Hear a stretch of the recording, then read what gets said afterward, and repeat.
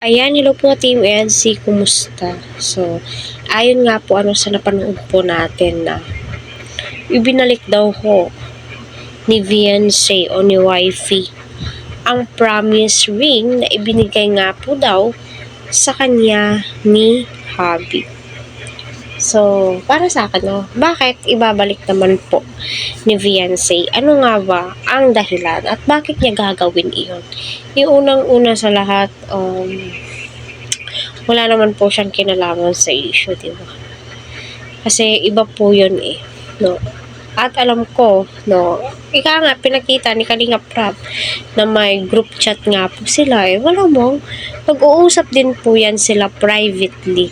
Di lang po sinasabi sa atin kasi di naman po sa lahat ng oras kahit na mga ganyan ay ikwento kasi kailangan din po nila ng privacy, di ba? Kahit sino naman po, kahit na open po, no, nga po nila dapat maging ipakita nila yung mga kwan po nila, no, kung paano sila kasi nga po parang libro daw po yung buhay po nila kasi nga nakilala sila sa public so nasisiyahan ang mga viewers kaya di rin po maiiwasan na always nagtatanong yung mga Team EDC kung ano kaganapan kaya minsan si Edu sa kanyang live ay gusto niya ang topic is about lamang po sa kanyang mga beneficiary kasi ayaw niya pong i-bypass ang kanyang pinsan na itong si Kalinga Prab.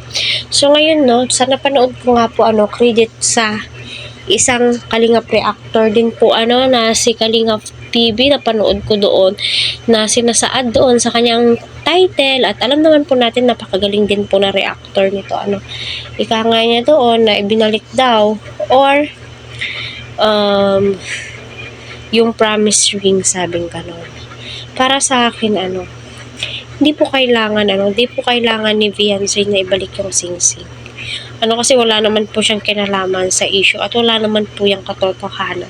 Kasi kita ko last time, nasuot-suot po ni Wifey ang singsing habang nagpo-photoshoot to yun or nagva-vlog po sila, kitang-kita doon sa camera na suot ni Wifey, suot din po ni Hubby. It means legit na po yung nararamdaman po nilang dalawa. Kasi masasabi mo po talaga na effort din ho si Kalingap Edu sa kanya kahit di po natin nakikita araw-araw pero nararamdaman po natin as a viewers na seryoso nga po si Kalingap Edu sa kanya at 100% na pamahal na din ho si Beyonce, yung tipong masasabi mo tila walang pakialam si Edu kay Beyonce pero alam po natin privately, nga din ho ni Beyonce na napaka-caring nga po ni Kalingap Edu, maaalalahanin po siya, di ba? Masasabi mo po talagang sana sila na kung sila po talaga yung itinadhana. My God, grabe, napakasaya din ho siguro ng mga supporters, di ba?